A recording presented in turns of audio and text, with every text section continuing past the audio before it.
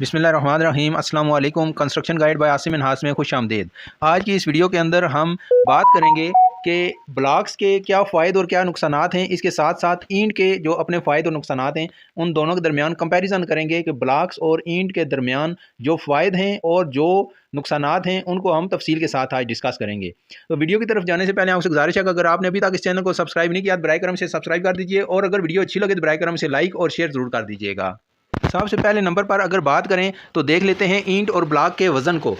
तो अगर एक जो आपका हालो ब्लॉक है जो अंदर से खोखला होता है उसका वज़न देखें और उसके बदले जितनी ईंटें लगेंगी उनका वज़न देखें तो वो आलमोस्ट डबल से भी ईंटों का वज़न ज़्यादा हो जाता है। यानी ब्लॉक वज़न में हल्का है, जबकि ब्लॉक की जगह पर जितनी ईंटें लगेंगी अगर उनका वज़न किया जाए तो वो बहुत ज़्यादा होता है।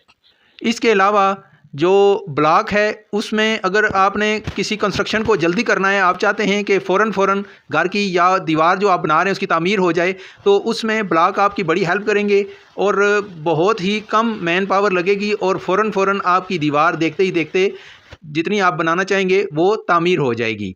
जबकि इसके बदले अगर आप ईंटों की दीवार देखें तो वो ईंट का साइज़ क्योंकि कम होता है तो उसके लिए आपको मैन पावर की भी ज़्यादा ज़रूरत होगी, और उसके 1 बाय 1 क्योंकि दोनों ब्लॉक भी अगर लगेगा सिंगल 1 करके लगाएंगे और इसी तरह ईंट भी इसी तरह सिंगल लगेगी, तो ईंटों की तादाद क्योंकि ज़्यादा होती है एक ब्लॉक के अंदर तकरीबन 4.25 ईंटें जो है ना वो लग जाती हैं। 5 ईंटें लगाने में जितनी देर लगेगी उससे बहुत ही कम टाइम लगता है एक ब्लॉक को लगाने में।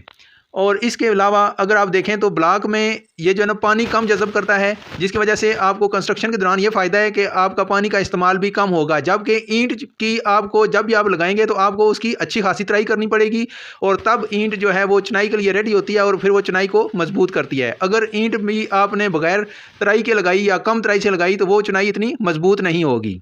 इसके अलावा ब्लॉक का एक प्लस पॉइंट ये भी है कि इससे चुनाइयाँ साफ़ आती हैं, और जबकि जो ईंट है उसका साइज़ एक जैसा नहीं होता, वो मशीन के अंदर नहीं बनी होती, इसलिए जो ईंट है उसमें आपकी जो चुनाई है वो एक साइड से तो आप साफ़ दे देंगे लेकिन दूसरी साइड से इतनी सफाई उसमें नहीं आएगी। जबकि ब्लॉक्स की जो दीवार है वो दोनों साइडों से ही यकसां सफाई के साथ आपको नज़र आ जाएगी। इसके अलावा अगर आप देखेंगे जब प्लस्तर करेंगे आप तो इस पर आपका ख़र्चा काफ़ी कम आएगा, क्योंकि एक दो तराइयों में पानी की बचत हो जाएगी। दूसरा जो आपकी रेत और सीमेंट का बांड है वो कम चढ़ेगा, क्योंकि ऑलरेडी ब्लॉकों की दीवार जो है ना सीधी चढ़ी होती है, उसमें ब्लॉकों के अंदर टेढ़ापन नहीं होता, जिसकी वजह से माल उसके ऊपर जो बांड है जो प्लस्तर है वो कम चढ़ेगा। जबकि ईंटों की दीवार एक साइड से साफ़ होती है जबकि दूसरी साइड से रफ़ होती है। जो रफ़ साइड होगी वो उसको लेवल करने के लिए, ये प्लस्तर को गज में करने के लिए वहाँ पर मोटी प्लस्तर की तह चढ़ाई जाती है, जिसकी वजह से इसमें आपका प्लस्तर का खर्च भी ज़्यादा आएगा। अगर कीमत के लिहाज से देखें तो ब्लॉक बहुत ही सस्ते पड़ते हैं। अगर हम ये कहें कि इनकी कीमत ईंट के मुकाबले में आधी से भी कम पड़ती है तो ये बेजा ना होगा। ब्लॉक्स का एक फ़ायदा ये भी है कि अगर आपने किसी दीवार को जल्दी से आप चाहते हैं कि वो खुश्क हो जाए तो ब्लॉक्स क्योंकि पानी कम जज़ब करते हैं इसलिए ये खुश्क भी बहुत जल्दी हो जाते हैं। जबकि ईंट ने क्योंकि पानी तराइयों के दौरान बहुत ज़्यादा लिया हुआ होता है इसलिए इसको खुश्क होने में बहुत ज़्यादा टाइम लगता है। मिसाल के तौर पर अगर आपने सर्दियों के अंदर नवंबर दिसंबर के अंदर एक दीवार बनाई है, उसको प्लस्तर किया है, तो आप ये चाहते हैं कि ये खुश्क हो तो इस पर हम पेंट करें, तो आपको 2 से 3 माह तसल्ली के साथ वेट करना पड़ेगा, तब जाकर आपकी ईंटें वो खुश्क होंगी, बल्कि फिर भी अंदर से इतनी ज़्यादा वो खुश्क नहीं होंगी। जबकि जो ब्लॉक्स की दीवार है एक तो इसकी मोटाई कम होती है ब्लॉक की, और दूसरा ये पानी कम जज़ब करता है जिसकी वजह से ये जल्दी खुश्क हो जाती है और रंग वगैरह जल्दी आप इस पर आसानी के साथ कर सकते हैं। ब्लॉक का एक नुकसान यह है कि ये जो हालो ब्लॉक्स हैं ये कमज़ोर होते हैं, आप इनको लोड बेरिंग वाल्स के लिए इस्तेमाल नहीं कर सकते।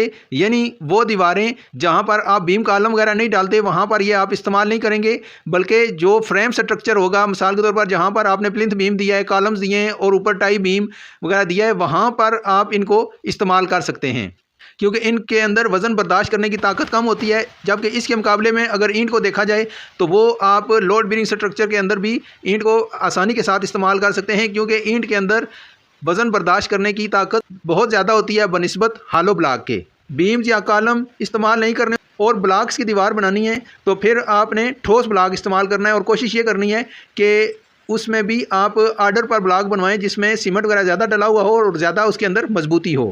ब्लॉक की दीवार बनवाने का एक फ़ायदा ये भी होता है कि इस पर मैन पावर कम लगती है, जिससे इसका जो लेबर का ख़र्चा है वो भी कम आता है। इसके साथ साथ जो दीवारें आप ब्लॉक्स की बनवाते हैं उनका वज़न क्योंकि ब्लॉक का कम होता है ईंटों के मुकाबले में, इस तरह वो बिल्डिंग के ऊपर वज़न कम डालती हैं बनिस्बत ईंटों के। लेकिन ईंटों की अपनी अफादियत और अपनी अहमियत है।